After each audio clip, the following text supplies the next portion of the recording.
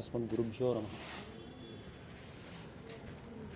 சிவபதியான சர்வேஸ்வரன் நம்ம எல்லாரையும் அனுகிரகிக்கணும் அப்படின்றதுக்காக பல இடங்களிலும் கோவில் கொண்டு கோவில், திருமலை, பெருமாள் கோவில், திருநாராயணபுரம் முதலான திவ்ய தேசங்களிலே அங்கங்கே இருக்கிற கிராமங்களிலே அவரவர்களுடைய வீடுகளிலே அவன் அர்ச்சாவதாரமாக எழுந்தருளியிருக்கிறான். இந்த அர்ச்சாவதாரமாக எம்பெருமான் வர்றதே சௌலபியத்தினுடைய காஷ்டை அப்படின்றத பார்த்தோம். 2 உபன்யாசங்களை அதை அனுபவித்தோம். அவள் அந்த சௌலபியத்தினுடைய காஷ்டை தான் இந்த அர்ச்சாவதாரம். அப்படின்னா நாம் கண்கூட பார்த்து சேவிக்கலாம்படியாக எம்பெருமான் நிற்கிற இடம். அப்பேற்பட்டதான் இந்த அர்ச்சை. பின்னானார் வணங்கும் சோதி திருமூழிக்களத்தானாய் முதலானாயேன் ஆழ்வார் பாசுரம். இமையோர்க்கென்னும் முன்னானாய் பின்னானார் வணங்கும் சோதி திருமூழிக்களத்தானாய் முதலானாயே அப்படின்ற நித்தியசூரிகளுக்கு சுவாமியாக இருக்கிறான். இமையோர்க்கு என்னும் முன்னானாய் அப்படின்னு இந்த நித்தியசூரிகளுக்கெல்லாம் சுவாமியாக இருக்கிறான். தேவதைகளுக்கெல்லாம் தான் சுவாமியாக இருக்கிறான்.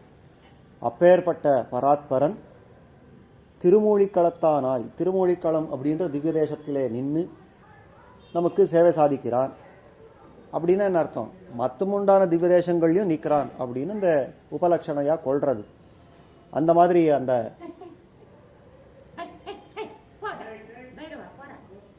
நித்தியசூரிகளுக்கு சுவாமியாக இருக்கிறவன் திருமூழிக்களம் முதலான திவ்ய தேசங்களிலே தான் வர்த்திக்கிறான். அங்கே நின்று என்னவா நமக்கு சேவை சாதிக்கிறான் அப்படின்னாக்கா முதலானாயே அப்படின்ற. முதலானாயன்னா நமக்கு எல்லாம் தான் தகப்பனாய் இருக்கிறான், தான் நமக்கு பிதாவாய் இருக்கிறான். அந்த சம்பந்தத்தை காட்டுறான். பிதாவாக இருந்து நம் தகப்பனாக இருந்து என்னத்தை பண்ணுறான் அப்படின்னாக்கா நமக்கு ஹிதத்தை பண்ணுறான். நமக்கு எது நன்மையோ அத்தனை விஷயங்களும் பண்ணுறான். முதல்ல நமக்கு ஞானம் இருக்கல்ல, இப்போது கொஞ்சம் ஞானத்தை ஊட்டுறான்.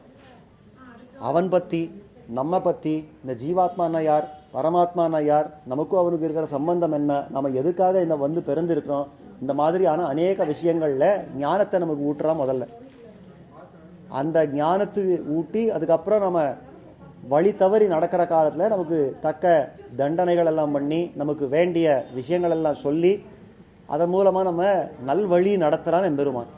இதெல்லாம் அவன் பண்ணக்கூடிய ஹிதங்கள். இப்பேற்பட்ட அந்த ஹிதங்கள் எல்லாம் பண்ணுறான் இந்த எம்பெருமான். அவனுக்கு நாம் என்ன பிரத்தியாக பண்ண முடியும் அப்படின்னு கேட்டுக்கிறான் நம்முடைய ஆச்சாரியர்கள். ஒன்றுமே பண்ண முடியாது. அவனுக்கு நாம் ஒன்றே ஒன்று என்ன பண்ணலாம்னா, நீ நன்னாயிருன்னு ஒரு மங்களாசாசனம் பண்ணலாம். அதுதான் 2 காலக்ஷேபங்களாக, அதாவது 2 உபன்யாசங்களாக பார்த்தோம். எம்பெருமான் முன்னாடி நின்று நம்ம என்ன பண்ணுறோம், நமக்காக இதை கொடு அதை கொடு அப்படின்னு கேட்காம நீ நன்னாயிரு நீ நன்னாயிரு அப்படின்ற ஒரு மங்களாசாசனம். அதுதான் பெரியாழ்வார் ஒரு அற்புதமாக பாசுரத்தை இட்டு காட்டுறார். பல்லாண்டு பல்லாண்டு பல்லாயிரத்தாண்டு பல கோடி 100,000 மல்லாண்ட திண்டோள் மணிவண்ணா உன் சேவடி செவ்விதிருக்காப்பு. ஏன் ஆழ்வார் இத்தனை பரிந்து அவனுக்கு இத்தனை மங்களாசாசனங்கள் பண்ணுறா எனக்கா? ஏன் பெருமாள் தன்னை தான் ரட்சிச்சிக்க மாட்டானா, ஆழ்வார் தான் ரட்சிக்கணுமா அப்படின்னா அங்கே தான் ஒரு ஆச்சரியமான ஒரு விஷயம் இருக்கிறது. நம்முடைய ஆச்சாரியர்கள் காட்டுற ஒரு விஷயம். நம்ம எல்லாருக்கும் 2 தசை இருக்கிறதுன்னு காட்டுற, 2 நிலைவே இருக்கிறது. ஒன்று பிரேம நிலை அப்படின்றது, ஒன்று ஞான நிலை அப்படின்றது. ஞான நிலை அப்படின்னா நமக்கு நாம் தான் பெருமாளாலே ரட்சிக்கப்படுறவர்கள், பெருமாள் தான் நமக்கு ரக்ஷகன் அப்படின்னலாம் தெரிஞ்சுக்கிறதுக்கு ஞான தசை அப்படின்னு பேர். அதுதானே சுவாமி உண்மை? என்ன? ஆமாம், அதுதான் உண்மை. இல்லைன்னு யாரும் சொல்லலை. அவன் தான் ரட்சிக்கிறவன், நாம் தான் ரட்சிக்கப்படுறவா. இருந்தாலும் அந்த ஞானம் முத்தி பிரேமமாக மாறுமோ இல்லையோ, பிரேமம்னா ஆசையாக மாறுமோ இல்லையோ, அவன் பக்கத்தில் இருக்கிற ஒரு அன்பா காதலாக மாறுமோ இல்லையோ, அந்த ஆசையோடு நம்ம பெருமாள் முன்னாடி நின்னால் நம்முடைய இந்த ரக்ஷக பாவம் மாறி போயிடும் அப்படின்னு காட்டுற ஆச்சாரியர்கள். ரக்ஷியன் அப்படின்னா நாம் ரட்சிக்கப்படுறவர்கள், ரக்ஷகன் அவன் ரட்சிக்கிறவன். இந்த ஞான தசையிலே ரக்ஷக பாவம் தன் கப்பிலே கிடக்கும். நாம் ரக்ஷபூதர்கள் தான், காக்கப்படுறவர்கள் தான்.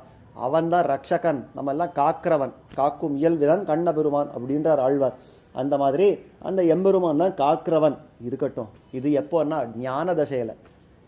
ஞானம் கனிந்த நலம் அப்படின்னு அந்த பக்தி வரைக்கும் போகிறதோ இல்லை, அந்த பக்தி வந்துட்டால், அந்த ஆசை வந்துட்டால் என்னவா மாறும்னா அந்த பிரேம தசையிலே தட்டுமாறி கிடக்கும் அப்படின்னு காட்டுறா. அப்போ நாம் தான் ரட்சகர்கள், அவன் தான் ரட்சிக்கப்படுறவன் அப்படின்னு இது மாறி போயிடும்.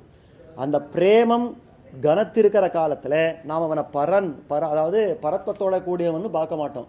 நம்முடைய கை குழந்தையான் அந்த மாதிரி தான் பார்க்க ஆரம்பிச்சிடும். 6 மாதம் குழந்தை இருந்தால் நாம் அதை எப்படி ஜாகிரதையாக பார்த்துக்கிறோம், அந்த மாதிரி இந்த பெருமாளை பார்க்க ஆரம்பிச்சிடுவோம். இந்த பெருமாள் நமக்கு எல்லாம் ஒரு 6 மாதம் 1 வருஷம் குழந்தையாக மாறிடுவான். அந்த மாதிரியெல்லாம் நடக்கிறதா சுவாமின்னா நடத்தி காட்டுறான் எம்பெருமான். எல்லா இடத்துலையும் அந்த ஆசையோடு இருந்து நடத்தி காட்டுறான் எம்பெருமான். அப்போ அந்த பிரேமம் எங்கே இருக்கிறதோ அந்த பாவத்துக்கு சேர அவன் அந்த மாதிரி வந்துடுறான். ஆனபடியாலே பிரேம தசையிலே தட்டுமாறி கிடக்கும் அப்படின்னு காட்டுறா. இந்த பிரேம தசை தான் பெரியாழ்வாருக்கு மிகுந்து இருந்தது. அந்த ரொம்ப அதீவமான அந்த பிரேமத்தாலே அந்த பெருமாளை பார்த்த உடனே ஒரு சின்ன குழந்தையாக தெரிஞ்சார் பெருமாள். உன்னை ரட்சிக்கணும் அப்படின்னு நான் பார்க்குறேன், நீ பார்த்தா இங்கே எல்லா கண் முன்னாடி நின்று திருஷ்டி தோஷங்கள் படுற மாதிரி நிற்கிறியே, பல்லாண்டு நீ நன்னா வாழணும் அப்படின்னார்.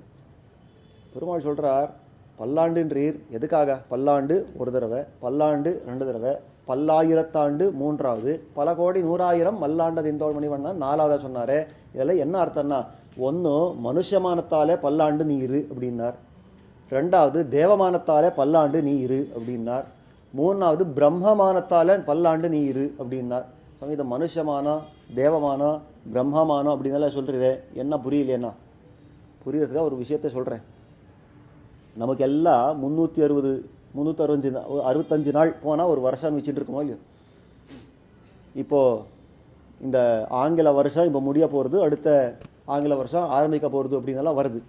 அப்போ இந்த 360 இல்லை 365ன்னு வச்சுக்கோங்க, அந்த மாதிரி நாள்கள் போனால் ஒரு வருஷம் நாம் சொல்கிறோம். சாஸ்திரத்தில் 360ன்னு காட்டுறார். அந்த மாதிரி அந்த நாள்கள் எல்லாம் போனால் ஒரு வருஷன்றோம். இந்த மாதிரி ஒரு வருஷம் போனால் தேவதைகளுக்கு ஒரு நாளாம்.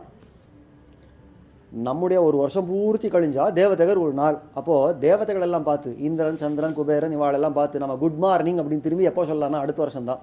இன்றைக்கி ஒரு தடவை குட் மார்னிங் சொல்லிட்டா அவள் திரும்பி குட் மார்னிங் சொல்கிறது அடுத்த வருஷம் தான். ஏன்னா அடுத்த காலத்தால் அவளுக்கு அதுதான் பகல், அதுதான் அவளுக்கு. நம்முடைய முதல் 6 மாதம் இருக்கிறது இல்லையா, தையில் ஆரம்பித்து ஆடி மாதம் பர்யந்தமாக உத்தராயணம் அப்படின்னு சொல்கிற பாருங்க. அந்த உத்தராயணம் தான் தேவதைகளுக்கு பகல். அதுக்கு அடுத்தது அந்த ஆடி மாதத்து இருக்கும். ஆடியில் ஆரம்பித்து தட்சிணாயனம் அப்படின்னு சொல்கிற பாருங்க. அந்த தட்சிணாயனம் தான் அவளுக்கு ராத்திரி, இரவு போகுது. அப்போ அந்த ஒரு 6 மாதம் அவளுக்கு பகலாக இருக்கிறது, ஒரு 6 மாதம் நம்முடைய 6 மாதம் அவளுக்கு இரவாக இருக்கிறது. இந்த மாதிரி அவளுக்கு ஒரு நாள். அந்த மாதிரி நாள்கள் 360 போனால் அது அவளுக்கு ஒரு வருஷம். அப்போ நம்முடைய கணக்கில் பார்த்தால் மனுஷர்களுடைய 360 வருஷங்கள் போனால் தேவதைகளுக்கு ஒரு வருஷம். அப்போ நமக்கும் அவளுக்கும் எத்தனை வித்தியாசம் இருக்கிறது தெரியுமா? அப்போ தேவதைகளுக்கும் பிரம்மாவுக்கும் எத்தனை இருக்கிறதுன்னா, அந்த தேவமானத்தாலே 1000 சதுர்யுகம் போகணும். ஒரு சதுர்யுகம் என்னன்னு சொல்கிறேன், 4,32,000 வருஷங்கள் போனால் ஒரு கலியுகம். நம்முடைய வருஷங்கள் போகிறது அதில் 4,32,000 வருஷங்கள் போனால் ஒரு கலியுகம். அதுக்கு 2 மடங்கு 8,64,000 அது ஒரு துவாபர யுகம். அது 3 மடங்கு, எனக்கு பெருக்கிறதுக்கு தெரியாது, அது 3 மடங்கு இது திரேதாயுகம். அதுக்கு 4 மடங்கு சத்தியயுகம். அப்போது 3, 4 அதாவது 4, 3, 2, 1 ஆக மொத்தத்தில் 43,20,000 வருஷம், 43,20,000 இயர்ஸ். அத்தனை காலம் போனால் ஒரு சதுர்யுகம்னு பேர். இந்த மாதிரி தேவமானத்தால் 1000 சதுர்யுகம் போகணுமா. போனால் என்ன ஆறுதுன்னா பிரம்மாவுக்கு ஒரு பகலாம். சரியா போச்சு சார். இந்த தேவமானத்தால் 1000 சதுர்யுகங்கள், 43,20,000 அதை 1000 பெருக்கிங்கோ. அத்தனை வருஷங்கள் போனால் ஒரு பகல் அவனுக்கு. அந்த மாதிரி பகலுக்கு சமானமாக ஒரு ராத்திரி. அந்த மாதிரி 360 நாள், அந்த மாதிரி 100 வருஷம் அவனுக்கு ஆயுசு. ஆழ்வார் சொல்கிறார், அந்த மானத்தால் நீ நன்னாயிரு, அத்தனை வருஷம் நீ நன்னாயிருன்ற. மனுஷமானத்தாலே 100 வருஷம் பல்லாண்டு நன்னாயிரு, தேவமானத்தாலே பல்லாண்டு நன்னாயிரு, அந்த பிரம்மாமானத்தாலே பல்லாண்டு நன்னாயிரு, பல கோடி 100,000 இந்த மாதிரி பெருக்கிண்டே போகிறேன் அப்படின்றார். இந்த பல்லாண்டுன்றாரே எங்கன்னா நன்னா இருன்னு சொல்லி முடிச்சுட்டாரான்னா இல்லை, அங்கே வினை சொல்ன்றது இல்லவே இல்லை இந்த பாசுரத்தில். பல்லாண்டுன்னு இருக்கிறத வழியாக பல்லாண்டு என்ன இல்லவே இல்லை. இரு முடித்தேன், பல்லாண்டு பாடி முடித்தேன்னு இல்லவே இல்லை. ஏன்னா பெரியாழ்வார் அத்தோட அந்த பரியாப்தி பிறக்கலை, அந்த பூர்த்தின்றது பிறக்கலை. இன்னும் இது பாடிண்டே இருக்கணும், எத்தனை காலத்துக்கும் இது பாடிண்டே இருக்கணுன்றதுக்கு அவருக்கு தோணி போயிடுதுன்னா ஒரு பெருமாளுடைய சௌகுமாரத்தை பார்த்தா எத்தனை பரிந்து இருக்கிறா இந்த பெரியவர்கள் அப்படின்னு பார்க்கணும். அப்போ அந்த பிரேமம் அப்படின்றது என்ன பண்ணோம்னா அந்த பெருமாளை பேண வைக்கும். அதுதான் இங்கே நடந்தது. இப்போ பல்லாயிரத்தாண்டு அப்படின்னு அந்த பாசுரத்தை பாடுறச்சே பெருமாள் காட்டுறார், ஆழ்வீர் நீர் இத்தனை பயம் படுறீரே, இதுக்கு பயத்துக்கு ஏதானோ ஒரு ஆஸ்பதம் உண்டா? என்னுடைய மல்லாண்ட தீன் தோள், என்னுடைய தோள் பலத்தை பாரும், என்னுடைய தோளை பார்த்தாலே ஆயத்தாச சுவருத்தாச பாகபகா பரிகோபமாக அப்படின்னு நல்லா தஷ்டபுஷ்டமாக இருக்கிற என்னுடைய தோள்களில் பாரும். அந்த மல்லர்கள் எல்லாம் எப்படி நிரசனம் பண்ண தெரியுமா? நான் ஒரு காலத்தில் சாணூர முஷ்டிகர்கள் எல்லாம் எப்படி துவம்சம் பண்ண தெரியுமா? என்னுடைய தோல் வலிமை பாருன்னா அந்த தோல் நன்னா இருக்கணுமே, அதுக்கு ஒன்றும் ஆபத்து வந்துடக்கூடாதுன்ற ஆழ்வார். அதுக்கப்புறம் என்னுடைய திருவடியை பாரும், உமக்கு ஆபத்து வந்தா ரட்சிக்கிறது என்னுடைய திருவடி, ஏன் எனக்கே ஆபத்து வந்தாலும் ரட்சிச்சுக்கிறது என்னுடைய திருவடியே அப்படின்றார்.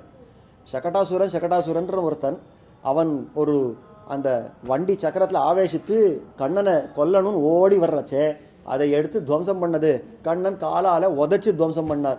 அதனால் சொன்னார், உமக்கு ஆபத்து வந்தாலும் என் திருவடி தான் கத்தி, எனக்கே ஆபத்து வந்தாலும் என் திருவடி தான் கத்தி, என் திருவடி இருக்கிறவருக்கு எனக்கு வந்து பயமும் இல்லையே, நான் ரட்சிக்கிறேன்னா உன் சேவடி செவ்வி திருக்காப்பு, அந்த திருவடிக்கு ஒன்றும் உறக்கூடாதே அப்படின்னு பாடுறேன். இது சரிப்பட்டு வராது. ஆழ்வீர் என்னுடைய திருமார்பை பாரும், நான் ஸ்ரீயப்பதி மகாலட்சுமிக்கு நாயக்கன், அந்த மகாலட்சுமியை என் பக்கத்தில் இருக்கிறச்சே, விஜயமே என் பக்கத்தில் இருக்கிறச்சே, யார் என்னை என்ன பண்ண முடியும்னா உன் சேவடி செவ்வி திருக்காப்பு அடியோமோடு, அதாவது உன் வலமார்பினில் வாழ்கின மங்கையும் பல்லாண்டே, வடிவானின் வலமார்பினில் வாழ்கின மங்கையும் பல்லாண்டே அப்படின்ற அந்த மகாலட்சுமி நாச்சியார் உன் திருமார்பை விட்டு எங்கேயும் போயிடக்கூடாது, அதுக்காக நான் பல்லாண்டு பாடுறேன். அவர் சொன்னார், ஆழ்வீர் நீர் இருக்கிறோ இல்லையோ, எப்போதும் மங்களாசாசனம் பண்ணுறது நீர் இருக்கோ இல்லையோ, அப்போ எனக்கு என்ன பயம்னா அடியோமோடும் நின்னோடும் பிரிவின்னி 1000 பல்லாண்டு, நான் உன்னை விட்டு பிரிஞ்சுட்டு போயிடக்கூடாது, ஆனபடியால் இந்த சேர்த்திக்கு மங்களாசாசனம் பண்ணுறேன். அதே மாதிரி இந்த வடிவாயின் வலமார்பில் வாழ்கின்ற மங்கையும் பல்லாண்டு. அதுக்கப்புறம் தன்னுடைய சங்க சக்கரங்களை காட்டினாரா பெருமாள். சங்க சக்கரங்கள் இருக்கிற இடத்துல நமக்கு ஏதான பயமா? சுதர்சன ஆழ்வார் எத்தனை சக்தி வாய்ந்தவர், நாம் எல்லாம் ஏதான ஒரு காரியம் நடக்கணும்னா அந்த சுதர்சன உபாசனம் பண்ணுங்கோ அப்படின்னு ஆரம்பிச்சிருவோம் இல்லையா? அவள் சுதர்சனருக்கு அந்த அளவுக்கு சக்தி, அதாவது கருதுமிடம் பொருதுபுறால் கை நின்ன சக்கரத்தன்னு பெருமாளுக்கு பேர். அவன் இந்த இடத்துக்கு போயிட்டு வா, இந்த காரியத்தை பண்ணு சொல்லவும் வேண்டாமா, அவன் நினைச்சாலே அந்த இடத்துக்கு போய் யாருடைய தலை செய்யணுமோ எந்த காரியம் பண்ணணுமோ எல்லாம் முடிச்சுட்டு வந்துருவாரான் சுதர்சன ஆழ்வார், சக்கரத்தாழ்வார். அப்பேர் பண்ண சுதர்சனர் பார்த்து, இதோ பாரும் இந்த சக்கரத்தாழ்வார் இருக்கார், இவர் இந்த காரியங்கள் எல்லாம் பண்ணி கொடுக்கறதுக்கு இத்தனை சக்தி படைச்சிருக்கிறச்சே, உமக்கு எதுக்கு இந்த கவலை, வேண்டாம் விட்டுடும்னா அந்த சுதர்சன ஆழ்வாருடைய அந்த அழகை பார்த்துட்டு அந்த சக்கரத்தாழ்வார் கையை அப்பப்போ விட்டு போயிடுறாரு, அவர் எங்கேயும் போயிடக்கூடாதே, மங்களாசாசனம். சரி ஆழ்வீர் கஷ்டப்பட வேண்டாம், இதோ என்னுடைய பாஞ்சஜன்யம் இருக்கிறது பாருங்க, சங்கத்தை பிடிச்சிட்டு இருக்க இடது கையில், அந்த பாஞ்சஜன்யமும் எங்கேயும் போகவே போகாது.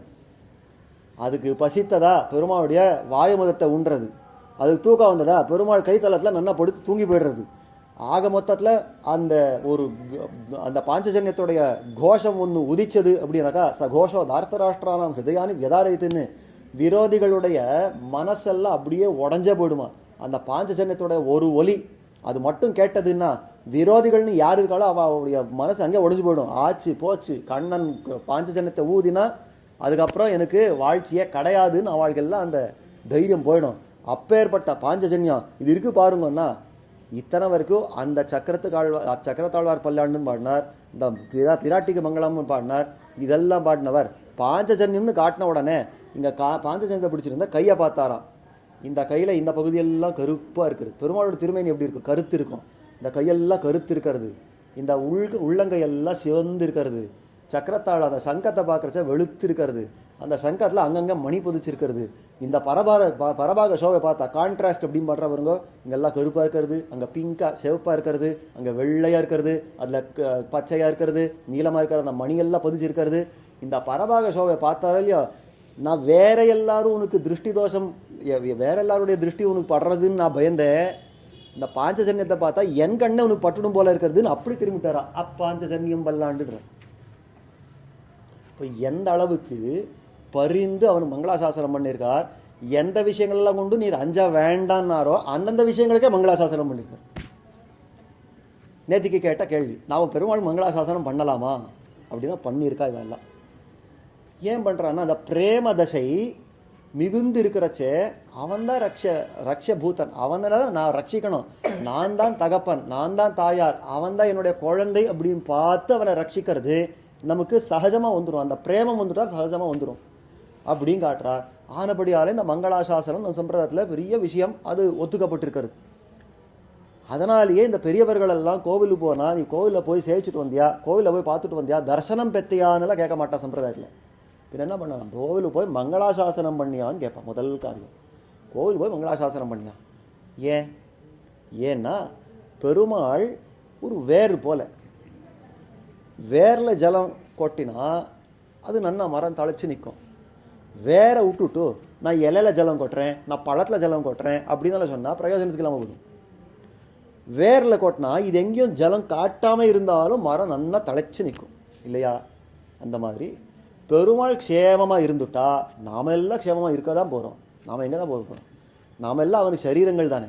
அப்போ அவன் க்ஷேமமாக இருந்தால் நாமெல்லாம் க்ஷேமமாக இருக்க தான் போகிறோம். தனித்தனியே நான் க்ஷேமமாக இருக்கணும், இவா க்ஷேமமாக இருக்கணும்னு நம்முடைய இஷ்டங்கள் எல்லாம் கேட்கறதுக்கு தவிர, பெருமாள் முன்னாடி போய் என்ன கேட்கணும்னா, நீ க்ஷேமமாக இரு, நீ க்ஷேமமாக இருந்தால் எல்லாருமே வாழ்ந்து போகிறாரு, இந்த மொத்த ஜகத்தை க்ஷேமமாக ஆயிடுறது. ஆனபடியாலே நீ நன்னா இருக்கணும். அந்த மங்களாசாசனம் தான் இங்கே சொல்லப்படுறது. இது எதுக்கு சொல்ல வந்தேன்னா, இந்த அர்ச்சாவதாரத்தில் இந்த மங்களாசாசனம்ன்றது அவ்வளோ முக்கியத்துவம் வாய்ந்தது. அர்ச்சாவதாரத்தில் இத்தனை மங்களாசாசனங்கள் பண்ணணுன்றது நம்முடைய ஆச்சாரியர்கள் நடத்தியே காட்டிருக்கான். அதாவது பல விஷயங்கள் இருக்கிறது சொல்கிறதுக்கு, பல நாள்களும் அனுபவிக்கலாம். இப்போதைக்கு 2 சரித்திரங்கள் மட்டும் சொல்கிறேன். ராமானுஜர் வாழ்ந்த காலம், தென்னரங்கர் செல்வமுத்தும் திருத்தி வைத்தான் வாழியேன்னு அவருடைய வாழி திருநாமத்தில் சொல்கிறபடிக்கு ஸ்ரீரங்கத்தில் எத்தனையோ கிரமங்கள் எல்லாம் விட்டு அங்கே திருவாராதனங்கள் எல்லாம் அரைக்குறையாக நடந்து, அந்த மாதிரி நடந்த காலத்தில் எம்பெருமானார் அப்படின்னு சொல்லப்படுற அந்த ராமானுஜர் அவர் அந்த இடத்துல சீர்திருத்தி அந்த கோவிலில் எப்படி நடக்கணுமோ, கிரமமாக ஆகம ரீதியாக எந்த விஷயங்கள் எப்படி நடக்கணுமோ அது அப்படியே நடக்கணும் அப்படின்னு ஸ்தாபித்தார். அதுக்கு பாடாப்பட்டார் அவர். கொஞ்சம் இல்லை, லேஸில் அந்த காரியம் ஆகலை. அவருக்கு பலபடியாக அவர் பட வேண்டி வந்தது. அந்த பாடெல்லாம் பட்டதுக்கப்புறம் அந்த ஸ்ரீரங்கத்து அந்த கோவில் நிர்வாகங்கள் எல்லாம் அவர் கையில் வந்தது அப்படின்ன உடனே இந்த பிரசாதங்கள், இந்த அமுதுபடி இந்த காலத்துக்கு போயாகணும். மத்தியான வேலைன்னா இத்தனை அமுதுபடி, பெருமாள் அமுதுபடின்னா அம்சேரத்துக்கு போகங்கள் போகிறதால அதுக்கு அமுதுபடியும் பேர். இந்த மத்தியான வேலைன்னா பெருமாள் இந்த அமுதுபடி கண்டருளணும். கார்த்தாலைன்னா பொங்கல் இல்லை என்ன இருக்கிறதோ அந்த விஷயங்கள் எல்லாம் பெருமாள் கண்டருளணும். சாயங்காலம்னா இது, இந்த ராத்திரினா இது, அரவணை, இந்த மாதிரி என்னென்ன இருக்கிறதோ எந்தெந்த காலங்களுக்கு என்னென்ன அந்த பெருமாள் அம்சேயணுமோ ஒன்று குறைவில்லாமல் அமுது செய்யணும் அப்படின்றத நியமித்தார், கட்டளையிட்டார். கட்டளையிட்டுட்டு நீங்களெல்லாம் பார்த்துக்கோங்கன்னு எழுந்து போயிட்டாரா? அதுதான் இல்லை. ராமானுஜர் ஒரு அற்புதமான அட்மினிஸ்ட்ரேட்டர் கூட. வெறும் பக்தர் மட்டும் இல்லை, அட்மினிஸ்ட்ரேஷனில் ரொம்ப சாமர்த்தியம் ஜாஸ்தி அவருக்கு. ஆனபடியால் இன்றைக்கும் ஸ்ரீரங்கத்தில் அந்த சந்தன மண்டபம் அப்படிங்கிறது, சந்தன மண்டபம் அப்படின்னுவா. அந்த மண்டபத்துக்கு மேல்படி கீழ்படி 2 பக்கத்துலேயும் படிகள் இருக்கும். அந்த கீழ்படியில் உட்காந்துருப்பாராங்க சுவாமி. இன்றைக்கும் போனால் அந்த ஸ்ரீரங்கத்தில் அந்த கீழ்படி பக்கத்தில் தான் அந்த அந்த ஹெச்ஆர்என்சி அவளுடைய டேபிள் போர்டுன்னு அங்கே உட்காந்துருப்பாள். இன்றைக்கி அந்த அவள் டேபிள் போர்டு உட்காந்துருக்கா, அன்றைக்கி எம்பெருமானார் அங்கே உட்காந்துருந்துருக்கார். அந்த ஆடெடுத்த பார்க்கணுன்னா அங்கே உட்காந்துருந்தார். அந்த இடத்துல உட்காந்து இவெல்லாம் ஒழுங்காக பண்ணுறாளா, அர்ச்சகர்கள் எல்லாம் அவளுடைய காரியங்கள் ஒழுங்காக பண்ணுறாளா, மடப்பள்ளிக்காராலெல்லாம் அவளுடைய காரியம் ஒழுங்காக பார்க்குறாளா, மற்ற கைங்கரியபரங்கள் எல்லாம் ஒழுங்காக பார்க்குறாளான்னு நேராக அவரை உட்கார்ந்து மேற்பார்வை பார்த்துருக்கார் சுவாமி. அந்த காலத்தில் மடப்பள்ளின்னா பிரசாதம் போகுமோ, அதாவது போகம் போகுமோ பெருமாளுக்கு. போகம் போகிறச்சே என்ன போகம் போகிறதுன்னு ஒரு கணக்கு எடுத்து போயிருப்பார் சுவாமி. இத்தனை படிகள், இந்த பிரசாதம், இந்த போகங்கள் உள்ளே போகிறது கணக்கெல்லாம் எடுத்துட்டு வரும். இதெல்லாம் எடுத்துட்டு பெருமாள் அமுது செயல், அதாவது அம்சேரது பண்ணுறதெல்லாம் பண்ணதுக்கப்புறம் அந்த பிரசாதங்கள் திரும்பி வெளியில் வரணுமோ இல்லையோ, 1 நிமிஷம் நில்லு அப்படின்னு வரான். என்னத்துக்குன்னா அதை எடுத்து பார்ப்பறான். அந்த துணி எல்லாம் மூடி வச்சிருக்கிறதெல்லாம் பிரசாதத்துக்கு அதை எடுத்து பார்ப்பறான். சரி போ அப்படின்னு வரும். திரும்பி ஒரு கங்காளம் வரும், அதை எடுத்து பார்ப்பார். சரி போ அப்படின்னு வரும். எல்லாமே இந்த மாதிரியாக நடக்கும். ஒரு 4 நாள் நடந்து, ஒரு வாரம் நடந்து, 10 நாள் ஆச்சு, 15 நாள் ஆச்சு. இவாள்கெல்லாம் எதனால் இப்படி பார்க்குறான்னு புரியல. இந்த கைங்கர பராள்கள்லாம் எதனால் இப்படி பார்க்குறான்னு புரியல. போகிறச்சவும் எடுத்து பார்க்குறார், வரச்சவும் எடுத்து பார்க்குறார். என்ன தான் பார்க்குறாரு இவர், என்ன கணக்கு எடுத்துக்கிறார் ஒருத்தருக்கும் தெரியாது. ஆச்சு ஒரு 15 நாள். அதுக்கப்புறம் வந்தது கோவம், கடகடன்னு ஓடி போய் பெரிய பெருமாள் முன்னாடி நின்னாரா சுவாமி. நின்னாங்க, சண்டை போட்டாரா. யார் கூட? பெருமாள் கூட. படுத்திருக்கிற பெரிய பெருமாள் ஸ்ரீரங்கநாதன் அவன் கூட சண்டை போட்டாராம். என்னப்பா நான் இருக்கிறச்சே நீ ஏதாவது எழுச்சு போகணும்னு ஏதாவது மனசு பண்ணியிருக்கியா? நான் இருக்கிறச்ச உன்னை இந்த மாதிரி இவர் ராமானுஜர் உன்னை பார்த்துக்கவே இல்லை, உன்னை நன்னா அதாவது ஆரோக்கியத்தெல்லாம் கெடுத்து விட்டார், உன்னை நன்னா இழக்க பண்ணிட்டார் அப்படின்னெல்லாம் நீ சொல்லணும்னு ஆசைப்பட்டிருக்கியா? எதனால அம்சைய மாட்டேன்றேன்னு கேட்டார் அவர். இத்தனைக்கு யார் அவர், எத்தனை ஞானம் உள்ளவர் எல்லாம் நமக்கு தெரியும். இந்த விசிஷ்டாத்வைத்தம் வாதங்கள் அப்படின்னு வரச்ச எதிரில் இருக்கிறவர் தூள் தூளாக ஆக்கி அந்த வாதங்களெல்லாம் மண்டிச்சவர். அப்பேற்பட்டவர் பெருமாள் முன்னாடி போய் நின்று நீ எதுக்காக அம்சை இல்லை அப்படின்னு கேட்டாரான். இல்லை சுவாமி அம்சைதார் என்ன இல்லையே, போகிறச்ச 10 படி உள்ளே போகிறதுன்னா வரச்சவும் 10 படி தான் உள்ள வெளியில் வருது. ஒன்றுமே சாப்பிடலையா அவன், சாப்பிட்டு இருந்தால் குறையணும் தானே, ஒன்றுமே குறையலையா, போனது எப்படியோ அப்படி தான் வெளியில் வருது அப்படின்னாரா சுவாமி. அப்போது நமக்கெல்லாம் என்னவா இருக்கும் அந்த இடத்துல ஞானம்? நாம் எல்லாம் என்ன சொல்லுவோம், சுவாமி அவருக்கு எங்கே பைத்தியம் பிடிச்சிருச்சு ஆனபடியால் எப்படி சொல்கிறார், அதெல்லாம் நடக்காத காரியமா அப்படின்னுவோம். நமக்கு என்ன நினைப்புன்னா நமக்கு தான் ரொம்ப ஞானம் ஜாஸ்தி ஆனபடியால் அவருக்கு ஏதோ கொஞ்சம் புத்தி பிரமணம் ஆகிடுது, ஏதோ பாவம் சொல்கிறார் அப்படின்னு. நிஜமாகவே தெளிவாக இருக்கிற அவர் தான். ஏன்னா பெருமாள் அம்சையறாரா இல்லையா அப்படின்னு அந்த பக்தியோட பார்க்குறவர் அவர் தான். அவர் பார்த்து இந்த பெருமாள் அம்சையிலேயே என்ன வந்துடுறதோ அந்த அளவுக்கு அந்த பெருமாளை பார்த்து தான் பயந்திருந்தார். அந்த பெருமாள் ஏன் அம்சையில்லை அப்படின்னு கவலைப்பட்டிருந்தார்னா, ஒரு அர்ச்சையில் எந்த அளவுக்கு ஈடுபாடு இருந்து எந்த அளவுக்கு மங்களாசாசன பரத்தை இருந்தால் இந்த காரியம் பார்த்துருப்பார். இது மட்டும் இல்லை, ஒரு நாளைக்கு பெருமாளை போய் சேவித்தாராம். சேவிச்ச உடனே ஏதோ நித்தியப்படி சேவிக்கிற மாதிரி இல்லையா, பெருமாளுக்கு ஏதோ ஒன்று வந்திருக்கு, ஏதோ ஒன்று ஆயிருக்கு. யார் என்ன அம்சைதீங்க, என்ன அம்சை பண்ணீங்கோ அப்படின்னு கேட்டாராம். ஒன்றும் இல்லை, கார்த்தாலன்னா நித்தியப்படி நடக்கிறதா, அதான் பொங்கல் ஆச்சு, தயிர் சாதம் ஆச்சு, அதாச்சு இதாச்சு எதோ சொல்லியிருக்காவா எல்லாம். இவர் கேட்கறதெல்லாம் கேட்டு இல்லையே, இந்த பிரசாதங்களுக்கு எதுவும் வரது இல்லையே சுவாமி, பெருமாளுக்கு ஏதோ முகத்தில் கொஞ்சம் வாட்டம் தெரியறதே, இந்த மாதிரி இருக்கிறது இல்லையா பெருமாள். நமக்கெல்லாம் இந்த மாதிரி பெருமாளை பார்த்தா உன் முகம் வாடி இருக்கிறதே, நீ உனக்கு இழைச்சா மாதிரி இருக்கிய, உனக்கு டயர்டு களைப்பாக இருக்கிறது அப்படின்னெல்லாம் சொல்லுவோமா? நாம் அதெல்லாம் சொல்லிட்டு பெருமாளை தெம்பா இருக்கியே அப்படின்னு சொல்லிட்டு போயிடுவோம். ஆனால் சுவாமி அந்த மாதிரி சொல்லியிருக்கார், இந்த முகம் வாடி இருக்கே, இன்னைக்கு முடியல, பெருமாளுக்கு முடியல, என்ன யார் என்ன கொடுத்தீங்கோ சொல்லுங்க எல்லாம் துருவி கேட்டதுக்கப்புறம் கண்டுபிடிச்சிட்டார். என்னன்னா, ஒருத்தர் தயிர் சாதம் கொடுத்த உடனே நாவல் பழம் கொடுத்திருக்காராம். ஏன்னா பெரிய பெருமாள் கண்ணன் அதுலையும் ஆனபடியால் கண்ணனுக்கு நாவல் பழம் நிறைய ரொம்ப பிடிக்கும், ஆனபடியால் நாவல் பழம் கொடுத்தேன் அப்படின்னா வந்தது. அங்கே தயிர் சாதத்துக்கு ஒன்றும் ஆகாது, நாவல் பழம் தனியாக சாப்பிட்டா ஒன்றும் ஆகாது, தயிர் சாதமும் நாவல் பழம் சேர்த்து சாப்பிட்டால் ஜலதோஷம் பிடிச்சிடும்னு அந்த ஆயுர்வேதம் காட்டுறது. ஏன் இப்படி கொடுத்தீங்க? பெருமாள் எத்தனை கஷ்டப்படுறாரு தெரியுமா, ஜலதோஷத்தில் எத்தனை கஷ்டப்படுறாரு. அதனாலே என்ன பண்ணார்னா, அங்கே இருந்த ஒரு வைத்தியர், அங்கே ஸ்ரீரங்கத்தில் இருந்த ஒரு வைத்தியர், கருட வாகன பண்டிதர்னு பேர், அவரை கூப்பிட்டு ஒரு கஷாயம் காய்ச்ச வச்சுட்டு அதை அமுது செய்விச்சுட்டு இப்போ பெருமாள் ஜலதோஷம் நீங்கித்துன்னு சொன்னார்னா எந்த அளவுக்கு மங்களாசாசனம் பெருமாள். இப்போ இவெல்லாம் அந்த இத்தனைக்கும் அவெல்லாம் பெருசாக இந்த நம்ம போல நடமாடுற பெருமாள் எல்லாம் சேவிக்கல, அர்ச்சையில தான் இந்த பதிவு கொண்டிருக்கா. இப்போ அந்த அர்ச்சாவதாரத்தில் இந்த அளவு மங்களாசாசனம் அவர்களுக்கு அப்படின்னா நமக்கு எல்லாம் இதில் என்ன தெரிய வருதுன்னா, நித்தியமே பெருமாள் முன்னாடி வர்றோமே, அவன் என்னத்தை சாத்துன்னு இருக்கான், எப்படி இருக்கா, இன்னைக்கு அவன் முகம் சந்தோஷமாக இருக்கிறதா, நான் வந்ததில் அவன் ஏதாவது சிரிக்கிறானா, எதானோ கவலைப்பட்டு இருக்கானா, மற்றவாள் எதாவது கேட்டதில் இவன் கவலை கொண்டிருக்கானா, என்னவா இருக்குது அவனுடைய முகம், என்னவா சிரிக்கிறான், என்னவா அழறான், என்னவா புலம்புறான், எல்லாத்தையும் கேட்டுப்பா இதெல்லாம் எதுவும் கவலை கொள்ளாத, நான் இருக்கேன், உனக்கு மங்களாசாசனம் பண்ணுறதுக்கு நான் இருக்கேன், பல்லாண்டு பல்லாயிரத்தாண்டு பல கோடி 100,000 மல்லாண்ட திண்டோள் மணிவண்ணா உன் சேவடி செவ்விதிருக்காப்பு அப்படின்னு இந்த எம்பெருமானுக்கு நாம் பண்ணக்கூடிய அந்த மங்களாசாசனம் தான் இவனை நிற்க வைக்கும். இன்னொரு சரித்திரம் சொல்கிறேன். ஸ்ரீராமாயணத்தில் ஜட்டாயு மகாராஜர் பண்ண ஒரு பெரிய தியாகம், தன்னுடைய பிராணத்தை கொடுத்துட்டார், பெருமாளுக்காக தன்னுடைய பிராணத்தை கொடுத்துட்டார். இது எல்லாருக்கும் தெரிஞ்ச சரித்திரம் தான். அதாவது ஜட்டாயு மகாராஜருக்கும் இந்த ராவணனுக்கும் ஒரு யுத்தம் நடக்கிறது. சீத்தை அபரணம் பண்ணி போகிறச்ச ஜட்டாயும் தடுத்து பார்க்குறார். இத்தனைக்கும் ரொம்ப வயசானவர்.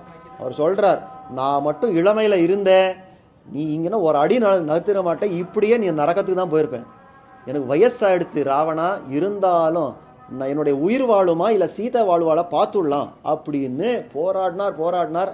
அந்த வயசான கழகு அவர் அடித்த அடியே தாங்க முடியல ராவணனுக்கு. அதான் சொல்கிறார், இளமையில் இருந்தேன்னா மட்டும் நீ போயிருக்கவே முடியாது, எங்கள் வயசாகிடுத்து இதுக்கு மேலே அடிக்க முடியலன்றார். அந்த காலத்தில் தன்னுடைய சந்திரஹாசன்ற வாழை எடுத்து அதை 2 ரெக்கையை அடித்து மர்மம், அதாவது ஹிருதயத்தில் அடித்து இந்த மாதிரி சின்ன பின்னமாக ஆக்கி விடுறாரு. இந்த ஜட்டாயு மகாராஜரை உயிர் போக போகிறது, வாயில் ரத்த கங்கின்னு இருக்கார், அப்படியே படுத்துட்டு இருக்கார், உயிரை தரிச்சு வச்சுட்டு இருக்கார். ராமனை எப்படியான பார்த்து செய்தி சொல்லிடணும் அப்படின்னு. அந்த வழியாக ராமன் வர்றச்சே பார்த்தார். ராமன் எங்கே கண்டாய மனமே கண்டாயா மனமே கண்டாயான்னு எல்லாரையும் கேட்டுட்டே வர்ற காலத்தில் இந்த ஜட்டாயு மகாராஜரை பார்த்தார். பார்த்த உடனே லக்ஷ்மணன் திரும்பி சொல்கிறார், லக்ஷ்மணா இங்கே பார்த்தையா, இங்கெல்லாம் இந்த சீதை சூட்டு இருந்த இந்த புஷ்பங்கள் எல்லாம் எப்படி சிதறி விழுந்திருக்கு, அந்த திருவாபரணங்கள்லாம் அங்கங்கே சிதறி கிடக்கிறது, இந்த ஜட்டாயுடைய வாயில் ரத்தம் இருக்கிறது, இவன் தான் சாப்பிட்டுருப்பான் சீதையேன்னு ஆரம்பித்தார் பெருமாள். இவன் தான் சாப்பிட்டுருப்பேன் விட்டேனாப்பான்னு கிட்ட போறச்சே அந்த இடத்துல ஜட்டாயு மகாராஜர் பிராணன் போற தருவாயத்தில் ஒரு வார்த்தை சொல்றாராம். யா மோஷதிமிவ ஆயுஷ்மன் அன்வேஷசி மகாவனே சா சீதா மமச்ச பிராணா ராவணேனோ பயம் ஹிருதம். ஆயுஷ்மன்னு தீர்காயுஷா இருக்கிறவனே, எந்த சீதையை நீ தேடுறியோ, யா மோஷதிமிவ ஆயுஷ்மன்னு, காட்டில் போனால் இந்த சித்தர்கள் ஓஷதியை தேடுற அளவியோ அந்த மாதிரி அங்கே இங்கே அங்கே இங்கேன்னு அலைஞ்சு தேடுறியே, அந்த சீத்தையும் என்னுடைய பிராணங்களையும் ராவணன் அபகரிச்சுட்டு போனான்னு சொல்கிற காலத்தில் ஆயுஷ்மன்னு தீர்காயுஷா இருக்கிறவனேன்றார் ஒரு வார்த்தைங்க. மங்களாசாசனம். தனக்கு பிராணம் போகிறது, தன்னை பற்றி கவலை இல்லை, நீ தீர்காயுஷா இருக்கணுமே என்ற. ராமன் ஆடி போயிட்டார். தனக்கே பிராணம் நிற்கிறதா இல்லையான்னு தெரியாது, என்ன குறித்து தீர்காயுஷா இருன்றனே. என்ன மங்களாசாசன பரத்தம், என்ன பிரேமை. ஆனபடியாலே நம்ம சம்பிரதாயத்தில் அவருக்கு என்ன பேருனா பெரிய திருவுடையார். பெரிய திருவுடையார் சாமானியத்தில் வர்ற பேர் இல்லை, அது அத்தனை பெரிய ஐஸ்வர்யத்தை பெற்றவர். என்ன ஐஸ்வர்யம்னா பெருமாளுடைய விசேஷ கட்டாட்சத்தை பெற்றவர். நேராக மோட்சத்துக்கே போயிட்டார். ஒரு கழகம் இருந்து மோட்சத்துக்கு போயிட்டார். இதெல்லாம் ஒரு பக்கத்தில் நடந்தது. அதுக்கப்புறம் புலம்புறார் பெருமாள். அப்படி இப்படி இல்லை, கொஞ்சம் நஞ்சம் இல்லை, புலம்புறார். அதாவது இந்த சுந்தரகாண்டத்தில் ஹனுமான் செய்தியெல்லாம் கொண்டு வந்த காலத்தில் கேட்குறார், சீத்தை என்ன சொன்னார் அப்படின்னா, உன்னை விட்டு மாதத்துக்கு மேலே தரிக்க முடியாது, ஒரு மாதத்துக்கு மேலே நான் தரிக்க முடியாது, ஊர்தம் மாசான்னா ஜீவிஷே அப்படின்னு. அது கேட்ட பெருமாள் கேட்டார், சரி சீத்தை தான் ரொம்ப கெட்டிக்காரினா, அவளுக்கு ஹிருதயம் ரொம்ப கல்லாக இருக்கிறது, ஏன்னா அந்த சீத்தையை பிரிஞ்சு என்னால் ஒரு க்ஷணம் வாழ முடியல, அவரெல்லாம் ஒரு மாதம் இருக்கேன்றாலே ரொம்ப கெட்டிக்காரி. இதெல்லாம் ஒரு இடத்துல சொல்கிறார். நஜீவேயம் க்ஷணம் அப்பி அப்படின்னு பெருமாள் சொல்கிறதா ஒரு வார்த்தை இருக்கிறது. இப்போ இதெல்லாம் எதுக்கு சொல்ல வந்தேன்னா, இந்த ஒரு வார்த்தை வச்சுட்டு நம்ம ஆச்சாரியால் அழகழகாக பிரித்து அதை ஆராய்ந்து பார்க்குறார். பெருமாள் சொல்கிறார், ஒரு க்ஷணம் நான் விட்டு பிரிந்து ஜீவிக்க மாட்டேன்னு சொல்கிறார். ஆனால் 10 மாதம் உயிர் தரிச்சு தானே இருந்தார், எங்கேயும் போயிடலையே. அப்போது ஒன்றும் ராமன் எப்போவுமே சத்தியத்தை தான் சொல்கிறான்றது தப்பு, அவன் அப்பப்போ பொய் சொல்கிறதுக்கும் வாய்ப்பு உண்டு இல்லையா. சீத்தை பேரில் இருந்தால் காதல் பொய், ஏன்னா அந்த அளவு காதல் இருந்தால் இந்த மாதிரி தரிச்சிருக்க முடியாது. ரெண்டத்துல எது பொய் அப்படின்னு கேட்டா வாஸ்தவம் தானே. ஒரு பக்கத்தில் ஒன்றா பேசுகிற பேச்சு பொய்யா இருக்கணும், இல்லைன்னா சீதா பக்கத்தில் இருக்கிற காதல் பொய்யா இருக்கணும். எது பொய்னா ரெண்டும் பொய் இல்லைன்னு நம்ம ஆச்சாரிகள், ரெண்டும் சத்தியம்தான். சீதா பிராட்டி பேரில் இருந்த காதலும் பொய் இல்லை. இந்த பக்கத்தில் அவர் சொல்கிறது ஒரு சொல், ராமா துவிர்ணாபிபாஷத்தைன்னு சொல்கிறபடிக்கு 2 வார்த்தையே கிடையாது, ஒரே சொல். அந்த சொல்லுக்கு மீறினா ஒரு வார்த்தையே கிடையாது பெருமாளுக்கு. அப்போ இதுவும் சத்தியம் அதுவும் சத்தியம். அப்போ உயிர் தரிச்சிருந்தாருன்னா அதை ஞாபகம் படுத்துகிறார். அன்றைக்கி ஒரு நாள் ஜட்டாயு ஆயுஷ்மன்னு ஒரு மங்களாசாசனம் பண்ணார் பார்த்தீரா, அவருடைய மங்களாசாசனம் பாவம் நம்முடைய ராமன் வாழ்ந்தார். ஒரு பக்தன் பண்ண ஒரு மங்களாசாசனம் பெருமாளை தக்க வச்சதுன்னா அப்போ அதுதான் நமக்கு எல்லாம் ஒரு பாட்டத்தை கற்றுக்கிறது, ஒரு கற்றுக் கொடுக்கறது. நாம் எல்லாம் என்ன பண்ணணும்னா பெருமாள் போய் நீ நன்னாயிரு. ஏன்னா எப்போ யாரால எந்த ஆபத்து வருதோ தெரியாது பெருமாளுக்கு. அதுதான் நமக்கு பெரிய ஒரு கவலையாக இருக்கிறது. இப்போ பெருமாளுக்கு என்ன ஆபத்து வருதுன்னு தெரியாது, நீ நன்னாயிருன்னா அவர் எப்போ எந்த காலத்தில் எனக்கு இனிமேல் தரிக்க முடியாதுன்னு புலம்பினாலும் அவர் உயிர் வாழ்ந்துடுவார். ஏன்னா இது ஒரு பக்தன் நிஜமான மனசார பண்ணக்கூடிய அந்த மங்களாசாசனம் வர காத்துடும். பக்தன் பண்ண சங்கல்பத்தை எப்போவே பெருமாள் காத்து கொடுப்பாராம்.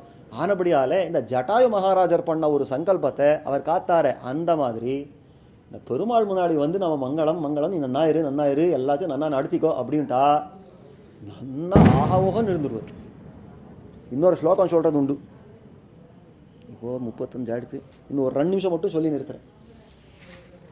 அதாவது இந்த விஷயங்களெல்லாம் சொல்கிறச்சே நிறுத்தத்துக்கு மனசு வருதில்லை. அந்த கண்ணன் பற்றி சொல்கிறச்சே ஒரு விசேஷமான ஒரு விஷயத்தை சொல்கிறான்.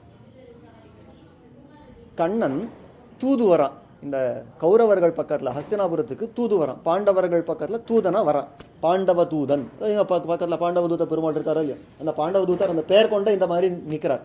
இந்த பாண்டவர்களுக்கு தூதனா வந்துடுறார் பெருமாள். வர்ற காலத்தில் இங்கே திருதராஷ்டிரன் பக்கத்தில், கௌரவர் சேனையில் திருதராஷ்டிரன் பக்கத்தில் சஞ்சயன் உட்காந்து அவனுக்கு திருதராஷ்டிரனுக்கு உபதேசங்கள்லாம் பண்ணிருக்கார், நல்ல உபதேசங்கள்லாம் பண்ணிருக்கார். திருதராஷ்டிரன் உட்காந்து யோசனை பண்ணுறானா, முதல் நாள் ராத்திரி நாளைக்கு தூதன் வந்து இந்த சபையில் பேசுகிறான் அப்படின்னு இருக்கச்சே, முதல் நாள் ராத்திரி அவங்க உட்காந்து சஞ்சயன் கூட பேசிட்டு இருக்காரா இந்த திருதராஷ்டிரன். சஞ்சயா, நாளைக்கு கண்ணன் வர போகிறான், என்ன பண்ணலான்னு நினைக்கிறேன்? அவனுடைய தூதனை வர்றவனே நம் பார்ட்டிக்கு சேர்த்துடலாமா? இன்றைக்கெல்லாம் பண்ணுறா பாருங்க, இந்த ஆப்ரேஷன் அது ஆப்ரேஷன் இது அப்படின்னு சொல்லி இந்த பார்ட்டினா அந்த பார்ட்டிக்கு இழுத்துடுறது, கொஞ்சம் லஞ்சம் கொடுத்து இழுத்துடுறது அப்படின்னு பார்க்குற பாருங்க. அந்த காரியத்தை அன்றைக்கி திருதராஷ்டிரன் அன்றைக்கே பார்த்துருக்கான். இதனும் புதுசு இல்லை நமக்கு. அப்போ இன்றைக்கி அந்த கண்ணனை நம் பார்ட்டிக்கு சேர்த்துடலாமா? என்ன பண்ணலாம்? ஒரு 5 கிராமம் கொடுத்து அவனை நம்ம பார்ட்டிக்கு சேர்த்துடலாமான்னு கேட்டிருக்கான். சஞ்சய் சொன்னானா, உன்னுடைய மௌட்யம் உனக்கு வெளியில் மட்டும் கண் தெரியலன்னு நினச்சேன், உனக்கு உள்ளேயும் கண் தெரியல திருதராஷ்டிரம். இத்தனை முட்டாளாக இருக்கிறிய நீ. ஏன் என்ன கண்ணன் எதை தெரியுமா ஆசைப்படுவான்? நீ கொடுக்குற 5 கிராமத்தையும் ஆசைப்படுவான். இத்தனைக்கு மொத்தம் 14 லோகங்கள் கொண்ட இந்த பிரம்மாண்டம், இப்பேற்பட்ட அனந்தமான பிரம்மாண்டங்களுக்கெல்லாம் ஒரு நாயக்கனவன். அந்த மாதிரி இருக்கிறவன் நீ கொடுக்குற 5 கிராமமாக பெரிய விஷயமா போகிறது. இதெல்லாம் இல்லை, பின்ன என்னத்துக்கு அவன் மயங்குறான் அப்படின்னா, அந்யத் பூர்ணாத் அபாம் கும்பாத் அந்யத் பாதாவனே ஜனாத் அந்யத் குஷல சம்பிரஷ்னாத் நச்சேச்சதி ஜனார்தனா. எம்பெருமான் இதை தவிர வேற ஒன்றத்தையும் ஆசைப்பட மாட்டான். 3 விஷயங்கள் தான், 3 இருக்கணுன்றது இல்லை, 3ல் எது ஒன்று இருந்தாலும் போருன்றான். என்ன அதுன்னா, அந்யத் பூர்ணாத் அபாம் கும்பாத். ஒரு பூர்ண கும்பம் அவன் எதிரில் வர்றச்சே பூர்ண கும்பம் கொடுத்து, கண்ணா வந்தையா வா, நல்ல வா அப்படின்னு அவனை வருக வருக வருவீங்க, வாம நம்பி வருகவிங்க. அந்த மாதிரி அந்த எம்பெருமான வரவேற்கிறது இருக்கிறது பூர்ண கும்ப ஸ்வாகத்தம் அப்படின்னு சொல்கிற பாருங்க. அந்த மாதிரி பூர்ண கும்பத்தை கொடுத்து அவனை வரவழைச்சாலே போகிறோம். அந்த பூர்ண கும்பத்தை வியாக்கியானத்தில் காட்டுறார். பூர்ண கும்பம் தான், நான் புதுசாக ஒரு வெள்ளி குடம் கொண்டுணுமா சுவாமி, அது மாவேலெல்லாம் வைக்கணுமா சுவாமி, அது தேங்காய் கவுத்து வைக்கணுமா சுவாமினால அதெல்லாம் ஒன்றும் அவசியம் இல்லை. முன்காலங்கள்லாம் ஃப்ரிட்ஜ் எது தெரியுமோ, ஜலம் சாப்பிட்றதுக்கு ஃப்ரிட்ஜ் எது தெரியுமோ, ஒரு மண் பானை தானே. எழுதி வைக்கிற வியாக்கியானத்தில், நீங்கள் தீர்த்தம் சாப்பிட்றதுக்கு அதை கூல் பண்ணுறதுக்கு ஒரு மண் பானையில் ஜலம் வைக்கிறீங்களா இல்லையா, அதை ஆற்றுக்குள்ளே வச்சுக்காம திண்ணையில் போய் வைங்கோ. நீங்கள் திண்ணலை வச்சதே, நீங்கள் கையில் பிடிச்சிக்கணுன்ற அவசியம் இல்லை, நீங்கள் திண்ணலை வச்சதே காரணமாக பெருமாள் உங்கள் கிரகங்களுக்கு கொண்டு வந்துடும். என் பூர்ண கும்பம் கொடுத்தான்னு உள்ளே வந்துடுறான். அந்யத் பூர்ணாத்து அபாங் கும்பாத்து அந்யத் பாதாவனே ஜனாத்து. அந்த முன்காலங்கள்லாம் திண்ணையிலே ஒரு பாத்திரத்தில் ஜலம் நிரப்பி வச்சிருப்பான். எதுக்குன்னா, வர்றவா கால் அலும்பிண்டு உள்ளே வரணும்னு. யாரோ வழி பார்க்குறவங்க எல்லாம் உள்ளே வரணும்னா இந்த கால் அலும்பிண்டு உள்ளே வரணும்னு அந்த ஜலம் வச்சிருக்கிறதையே எடுத்து கொட்டுற ஒரு வேகத்தில் கண்ணனுடைய திருவடியில் பட்டதுன்னா, ஆஹா என் காலை அலும்பினா எத்தனை சந்தோஷம் அப்படின்னு அவன் கிரகத்துக்குள்ளே வந்துடுறான் எம்பெருமான். அந்யத் பாதாவனே ஜனாத்து. இதெல்லாம் ஒரு பக்கம். இப்போ ரொம்ப தூரத்துக்கு ஒருத்தர் பிரயாணம் பண்ணி வந்திருக்கா அப்படின்னு உடனே நமக்கு என்ன சகஜமாக கேட்குறோம், பிரயாணம் சுகமாக இருந்தா, இத்தனை களைப்பாக இருக்கிறதா, இத்தனை தூரத்துக்கு வந்திருக்கியே, எப்படி வந்தேன், பஸ்ஸு சௌகரியமாக இருந்தா, ட்ரெயின் சௌகரியமாக இருந்தால் எல்லாம் கேட்குறோமோ இல்லையோ. இந்த மாதிரி கண்ணன் நம் பக்கத்தில் வந்த உடனே அந்யத் குஷல சம்பிரஷ்னாது, கண்ணா ஜாகிரதையாக வந்தியா, உனக்கு எதான கஷ்டம் இருந்தா, எதான உனக்கு பாதிச்சதா அப்படின்னு கேட்டாலே நீர் பண்ணாமல் உருகி போயிடுவானா கண்ணன். அந்யத் குஷல சம்பிரஷ்னாத்து, நீ ஜாகிரதையாக வந்தியான்னு ஒரு வார்த்தை. இதுக்கு மேலே ஒன்றுமே கேட்கறது இல்லை. நான் சேச்சதி ஜனார்தனா, இதுக்கு மேலே ஒன்றுமே ஆசைப்படாதவன் அவனுக்கு போய் நான் 5 கிராமம் கொடுக்குறேன்றிய. அதே 5 கிராமங்கள் அந்த பாண்டவர்களுக்கு கூட இந்த இவன் தூதவன் நடக்கவே வேண்டாமே. அப்போ கண்ணன் என்னத்தை ஆசைப்படுறான்னா, நாம் கொடுக்குற ஒன்றத்தையும் இன்னொன்று நாம் கொடுக்குற எதுவும் அவன் வயிறு நிரப்பவும் முடியாது, அவனுடைய மனசும் நிரப்ப முடியாது. ஏன் தெரியுமா, எல்லாத்துக்கும் சுவாமி அவனுடைய சொத்தை அவனுக்கு கொடுத்துட்டு நீ சந்தோஷமாக இரு, நான் இதை கொடுத்துருக்கேன் இதை கொடுன்னு கேட்டா அதை விட திருட்டு எங்கேன்னு உண்டா? ஒருத்தன் வீட்டுக்கு போய் ஒரு சொத்து ஏதோ ஒரு 10,000 ரூபாய் கொடுத்துட்டு, நான் இந்த 10,000 ரூபாய் கொடுத்துட்ருக்கேன், எனக்கு இந்த காரியத்தை பண்ணி கொடுன்னா, எங்கேப்பா கிடச்சது உன் 10,000 ரூபாய், நான் நேற்றுக்கு உன் பாக்கெட்டில் எடுத்துதுன்னா எப்படி இருக்கும் அவனுக்கு? அவனுடைய பாக்கெட்டில் எடுத்து 10,000 ரூபாய் அவனுக்கே கொடுத்துட்டு இந்த காரியத்தை பண்ணி கொடுன்னா அவனுக்கு என்ன கோபம் வரும்? நாம் ஏதாவது அவன் கொடுத்துட்டு இந்த காரியத்தை பண்ணி கொடுன்னா பெருமாளுக்கும் அதே கோபம் வரணுமா இல்லையா? இப்போ பெருமாளுக்கு என்ன தான் கேட்குறான்னா, ஒரு சுத்த மனசோட எம்பெருமானே நீ நன்னா இருக்கியா, நன்னா இரு, இது ஒரு வார்த்தை தான். இந்த ஒரு மங்களாசாசனம் தான் அவனை அப்படி மயக்கம். அந்த பிரேமத்தோடு அவன் நம்ம பார்க்குறதுக்கு ஆரம்பிச்சிடுவான். அப்படின்றது தான் நம்முடைய ஆச்சாரியர்களுடைய கொள்கை. இந்த மங்களாசாசனம்ன்றது ரொம்ப பெரிய விஷயம். இது மேலுண்டான விஷயங்கள் எல்லாம் திரும்பவும் அடுத்தடுத்து பார்க்கலாம். இல்லை நாளைக்கு நாளான்னைக்கு, இது நாளைக்கு தொடங்கி 3 நாள் கிடையாது. அடுத்த உபன்யாசம் 12ஆம் தேதி தான் இருக்கும், வெள்ளிக்கிழமை தான் இருக்கும். ஏன்னா 3 நாள் நாளைக்கு ஊரில் இல்லை. நாளைக்கு வெள்ளிக்கிழமை பார்க்கலாம். ஸ்ரீமதே ராமானுஜாயம்.